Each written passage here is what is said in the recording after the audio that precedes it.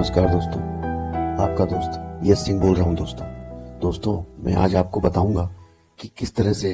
जो ईडी है वह सरकार के अंतर्गत कैसे काम करती है, कैसे काम कर रही है। फिलहाल 2014 के बाद से ईडी किस प्रकार से जो बड़े बड़े नेताओं को पकड़ के जेल में डाल देती है, फिर उन्हें बेल भी नहीं मिलती। किस किस एक्ट के अंतर्गत, किस कानून के अंतर्गत इन बड़े बड़े ओपोजिशन के नेताओं को जेल में डाला जाता है, जिसकी वजह से उन्हें बेल भी नहीं मिलती, वह जेल से बाहर नहीं आ सकते हैं। तो दोस्तों इन सब मुद्दों पर हम बात करेंगे आज कि ईडी कैसे काम कर रही है और कैसे इन्हें बेल नहीं मिल रही है और कैसे बड़े बड़े नेताओं को आज भारतीय जनता पार्टी की सरकार किस तरह से जेल में डाल सक रही है और क्या कारण है। तो दोस्तों कृपया करके बने रहिए साथ में। तो आपको जो है सरल और सीधी सादी आम जनता की भाषा में, आम भाषा में आपको ये पूरा मुद्दा मैं समझाऊंगा। इसके लिए कोई भी जरूरत नहीं पड़ेगी आपको कि आप बहुत बड़े कानून के जानकार हो, कानून के विशेषज्ञ हो। तो दोस्तों सबसे पहली बात यह है कि ईडी आप देख रहे होंगे कि ओपोजिशन के बड़े बड़े नेताओं को, ठीक है, उठाकर जेल में डाल देती है। तो आपको मैं बता देता हूं कि ईडी जो है परिवर्तन कार्यालय जिसे कहते हैं, ठीक है, इन्फोर्समेंट डायरेक्टरेट इसे इंग्लिश में कहा जाता है। इसका काम ही होता है कि जहां भी पैसे की घपलेबाजी हो, जिसे इंग्लिश में कहा जाता है मनी लॉन्ड्रिंग, ठीक है, तो पैसे का लेन देन की घपलेबाजी हो, उसके ऊपर तहकीकात करना, उस पर जांच करना। तो इन सब पैसे के लेन देन की तहकीकात करना, जांच करना, यही सब जो काम है वही जो ईडी है, परिवर्तन निदेशालय, इन्फोर्समेंट डायरेक्टरेट, इसका यही काम होता है, इन सब मुद्दों पे जांच करना। ठीक है दोस्तों, तो ये जो है ये जांच करती है पैसे के लेन देन के ऊपर में, घपलेबाजी में, ठीक है, जो सरकार की निगाह में नहीं आया हो। तो ये काम करती है किस कानून के आधार पे, और किस कानून के आधार पे केस बनाती है किसी भी व्यक्ति पे। तो दोस्तों जिस कानून के आधार पे केस बनाती है उसे कहा जाता है पीएमएलए केस। पीएमएलए केस का मतलब होता है prevention of money laundering act. ठीक है दोस्तों, ये जो कानून है पीएमएलए का, इसके अंतर्गत जो है इन्फोर्समेंट डायरेक्टरेट, जो कि भारत सरकार की एक एजेंसी है, वो केस बनाती है, तैयार करती है किसी भी व्यक्ति पर या किसी भी पॉलिटिकल आदमी लीडर पे या किसी भी व्यक्ति पे। तो ये पीएमएलए एक्ट जो है, इसके अंतर्गत जब ईडी केस बनाती है, तो जब इस कानून के, इस पीएमएलए के धारा के अंतर्गत जब वो व्यक्ति जो है जेल में जिसे डाला जाता है ईडी के द्वारा, तो उसे बेल नहीं मिलती, आपको ये भी पता है। ठीक है, तो इस वजह से जो है सीधी जेल में जाता है वो व्यक्ति और उसे बेल नहीं मिलती। तो उसे पीएमएलए की एक्ट के अंतर्गत बेल क्यों नहीं मिलती, तो वो भी मैं बता देता हूं कि देखिए दोस्तों, भारत के अंदर में किसी भी कानून के अंतर्गत अगर आपको जेल में सजा, जेल में जो है आपको डाला जाता है और आपके ऊपर केस चलाया जाता है, तो आपको बेल मिलना जो है ये कानून के अंतर्गत, ये आपकी जो है एक आपका राइट है कि आपको बेल मिले। ठीक है, तो आप क्या करते हैं, किसी भी अन्य कानून के अंतर्गत अगर आपको जेल में डाला जाता है तो आप बेल लेने के कानूनी हकदार होते हैं और आप जो है कोर्ट में दरखास्त कर सकते हैं कि भाई जो भी एजेंसी या जिसने भी आपको अंदर डाला है जेल में, वो जो है प्रूव नहीं कर सक रही है ठीक से, और इस आधार पर आपको बेल दिया जाए। ठीक है दोस्तों,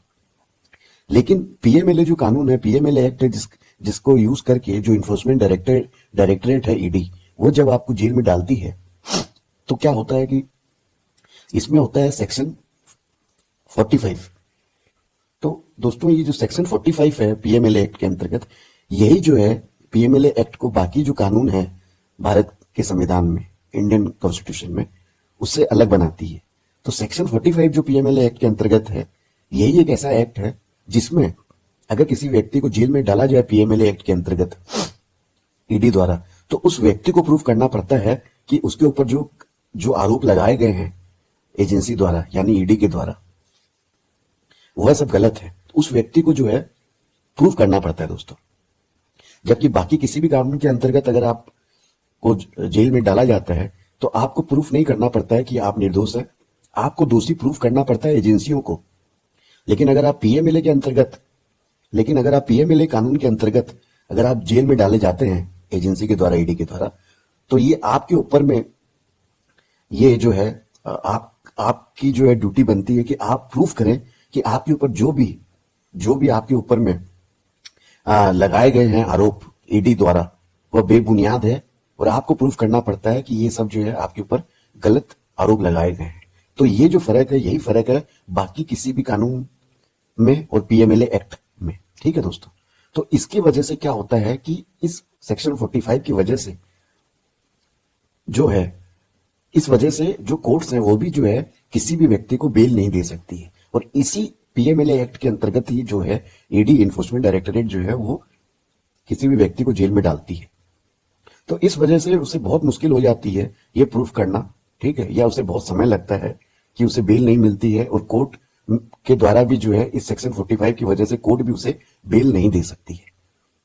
तो दोस्तों ये सीधी सादी सी जो बात है, मुझे लगता है शायद आपको समझ में आ गई होगी। अब देखिए, इस पीएमएलए एक्ट का ये जो एक्ट है, मनी लॉन्ड्रिंग एक्ट पीएमएलए, इसमें ये भी है कि अगर किसी भी व्यक्ति को एजेंसी पकड़ती है और उसके ऊपर आरोप लगाती है, और अगर उस व्यक्ति को, अगर वो एजेंसी कहती है कि भाई आप जो है गवाह बन जाइए, आप हमारे अप्रूवर बन जाइए, ठीक है, आप हमारे गवाह बन जाइए, तो हम जो है आपको जो है आपके ऊपर से केस जो है हटा लेंगे और हम आपको जेल से बाहर करवा लेंगे। ठीक है दोस्तों, तो ईडी क्या करती है आज की डेट में, मैं आपको 3 उदाहरण दूंगा, लेटेस्ट एक उदाहरण दूंगा, ठीक है, जिसको यूज करके ईडी जो है पीएमएलए का एक्ट लगाती है किसी भी व्यक्ति पर, या लगवाती है, और फिर किस तरह खेल खेलती है वो मैं आपको समझाऊंगा। तो सबसे पहला केस एक उदाहरण के तौर पे उठा लेते हैं। ये जो होम मिनिस्टर है अनिल देशमुख, महाराष्ट्र के, उद्धव ठाकरे सरकार में, महाविकास आघाड़ी सरकार में जो महाराष्ट्र में होम मिनिस्टर है अनिल देशमुख जी, तो उनके ऊपर में जो है आपको पता होगा कि कोई जो है असिस्टेंट पुलिस इंस्पेक्टर जो है उसके द्वारा ये आरोप लगाया गया उनके ऊपर कि उन्होंने 100 करोड़ की जो है उगाही करने का जो है आदेश दिया था उस असिस्टेंट पुलिस इंस्पेक्टर को। ठीक है दोस्तों, तो उसने जो है ये आरोप लगाया, और ईडी ने ये इस आरोप के अंतर्गत क्या किया कि जो है होम मिनिस्टर है अनिल देशमुख, उनको जो है पकड़ के पीएमएलए के अंतर्गत जो है ये केस बना के जेल में डाल दिया, और फिर जो है और आरोप लगवा दिए किसके द्वारा, वहां जब ये जो कमिश्नर ऑफ पुलिस थे, ये महाराष्ट्र के, बॉम्बे के कमिश्नर ऑफ पुलिस, उनके द्वारा भी जो है इनके ऊपर आरोप लगवाए गए। और आरोप किस तरह लगवाए गए कि कमिश्नर ऑफ पुलिस को ये बोला गया ईडी के द्वारा कि भाई आपको भी जो है पीएमएलए एक्ट के अंतर्गत जेल में डाल देते हैं, और या फिर नहीं तो आप जो है हमारे गवाह बन जाइए, अप्रूवर बन जाइए, और आप लिख के दे दीजिए कि ये 100 करोड़ की जो है उगाही करने के लिए ये कहते थे जो होम मिनिस्टर थे अनिल देशमुख। तो वो जेल जाने से बेटर उन्होंने समझा, उनका नाम मुझे याद अभी आ नहीं रहा है, परमवीर सिंह जो कमिश्नर ऑफ पुलिस थे मुंबई में महाविकास आघाड़ी सरकार के अंतर्गत, तो उन्हें जो है ईडी ने कहा था कि आप अप्रूवर बन जाइए, आप गवाह बन जाइए, और आप ये लिखित तौर पे दे दीजिए कि जी हाँ बिल्कुल मुझे भी पता है कि 100 करोड़ की उगाही करने के लिए हमारे होम मिनिस्टर हमें कहा करते थे, तो आप अगर ये लिख के दे देंगे तो इस आधार पे जो है हम इन्हें उठा के जेल में डालेंगे, ईडी ने कहा परमवीर सिंह को जो कमिश्नर ऑफ पुलिस थे। तो उनको लिख के देना पड़ा ईडी को, क्योंकि अगर वो नहीं लिख के देते तो ईडी पीएमएलए एक्ट के अंतर्गत उनको भी डाल देती जेल में। तो उन्होंने लिख के दे दिया कि हाँ हमें ऐसा कहते थे अनिल देशमुख जो होम मिनिस्टर थे, और इसके वजह से जो है मैं गवाह बनता हूं, और ये ऐसा कहते थे। तो इस उनको डरा धमका कर अप्रूवर बना के और पीएमएलए केस लगा के अनिल देशमुख को जेल में डाला था ईडी ने, और 1.5 साल तक रहे भी थे जेल में, मुंबई की जेल में। और शायद सुना जाता है कि कसाब के ही उस 12 नंबर रूम में रहे थे जहां कसाब को रखा गया था। और फिर उन्होंने कोर्ट में याचिका वगैरह डाल के, और जब कोर्ट ने देखा कि प्रूफ हो ही नहीं सक रहा है किसी भी तरीके से, और ये झूठा जो मुकदमा उनके ऊपर बनाया गया है, तब जाके उनको 1.5 साल के बाद में इतने दिक्कत से बेल मिली। तो पहला तो ये केस आपके सामने मैंने उदाहरण के तौर पे रखा। दूसरा केस जो है इसी तरह आप दिल्ली में आ जाइए, आम आदमी पार्टी के जो नेता है संजय सिंह, उनको भी जो है उठा के ईडी ने जेल में डाला पीएमएलए एक्ट के अंतर्गत, ठीक है, prevention of money laundering act के अंतर्गत। तो इसमें भी जो है इनको डालने से पहले क्या किया ईडी ने कि किसी जो शराब के कारोबारी हैं, कोई अरोड़ा बोल के जो शराब के कारोबारी हैं, संजय अरोड़ा या कुछ भी नाम है उनका, इस तरह मुझे याद नहीं आ रहा है, तो उन्हें जो है ईडी ने पकड़ा और ईडी ने उनको यही कहा कि भाई या तो हम आपको जेल में डाल देते हैं पीएमएलए एक्ट के अंतर्गत, या फिर आप जो है हमारे अप्रूवर बन जाइए, हमारे गवाह बन जाइए, और आप लिख के दे दीजिए कि भाई मैंने जो है आ, 100 करोड़ रुपए संजय सिंह को उगाही के तौर पे दिए थे। तो अगर आप ये लिख के दे देंगे तो हम जो है आपको हमारा गवाह बना लेंगे और आपको जेल में नहीं डालेंगे, या आपको बेल बेल जो है आपको मिल जाएगी, आप जेल से बाहर आ जाएंगे।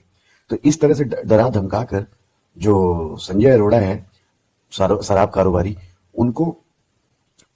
अप्रूवल बना के और संजय सिंह के ऊपर में केस बनाया गया और उनको जो है जेल में डाला गया है वाइन शराब कांड को लेकर। तो ये दूसरा उदाहरण मैंने आपको बताया। अब इसी तरह अब लेटेस्ट में जो चल रहा है, आप देखते होंगे कि समाज ये बसपा जो है उसकी जो एक्स सीएम मायावती, उत्तर प्रदेश की एक्स सीएम रही हुई जो है, उनका भी ऐसा देखा जाता था कि वो इंडिया गठबंधन में शामिल होने वाली है उत्तर प्रदेश में। अब आपको तो पता है कि उत्तर प्रदेश बहुत इंपॉर्टेंट स्टेट है जिसमें 80 मेंबर ऑफ पार्लियामेंट की सीट है भारतवर्ष में, सबसे ज्यादा एमपी सीट्स हैं। तो 80 सीट वाले उत्तर प्रदेश में तो एक एक पार्टी और एक एक सीटें मायने रखती हैं बीजेपी के लिए 2024 के चुनाव में। तो जब ऐसा देखा जा रहा था कि जब मायावती का पलड़ा कुछ ज्यादा झुक रहा है इंडिया अलायंस की तरफ, तो बीजेपी को टेंशन समझ लीजिए होने लगी। तो बीजेपी जो अब आप देख लीजिए इस तरह का देखा जा रहा है कि इसी तरह का जो तीसरा जो खेल है वो भी इस तरह का खेल रही है उत्तर प्रदेश में भी, कि मायावती को डराने के लिए उनके जो पहले ओएसडी रहे चुके हैं मिस्टर सिंह, जो उत्तर प्रदेश के कुछ खास विभाग के जो है चेयरमैन भी रहे हुए हैं मायावती जब चीफ मिनिस्टर थी, तो उन मिस्टर सिंह के ऊपर में जो है ईडी ने छापे डाले। तो ईडी ने जब छापे डाले हैं तो इस चीज को देखकर ही मायावती को समझ में आ गई होगी कि अब जो है मिस्टर सिंह जो है, जो चेयरमैन रह चुके हैं किसी बड़े संस्थान के, आपके उत्तर प्रदेश में जब मायावती की सरकार चल रही थी और ओएसडी थे मायावती के, तो इसको देख के मायावती को समझ में आ गया होगा कि इन्हें जो है ईडी पकड़ के अपना जो गवाह बनाएगी, अप्रूवर बनाएगी और फिर इनसे लिखवाएगी कि हाँ जी कुछ कुछ ऐसे ऐसे गलत काम किए मायावती ने अपने कार्यकाल के दौरान। तो इस तरह से लिखवा के फिर मायावती को जो है जेल में डाला जाएगा। ये बातें मायावती को समझ में आ गई, इसलिए आपको भी दिखता होगा कि मायावती जो है ने आज प्रेस कॉन्फ्रेंस करके बता दिया है कि भाई वह किसी भी अलायंस के साथ में नहीं है। तो दोस्तों मैंने आपको पूरी तरीके से समझाया सिंपल वर्ड्स में कि किस तरह से ईडी जो है पीएमएलए को यूज करके आज भारतवर्ष में, ठीक है, और काम कर रही है भारतीय जनता पार्टी के लिए, और किस तरह से ये पीएमएलए एक्ट काम करता है, इसमें कौन सा जो सेक्शन है, सेक्शन 45, जिसके अंतर्गत बहुत मुश्किल हो जाता है बेल मिलने में किसी भी व्यक्ति को अगर जेल में डाला जाता है इस कानून के अंतर्गत, पीएमएलए कानून के अंतर्गत। और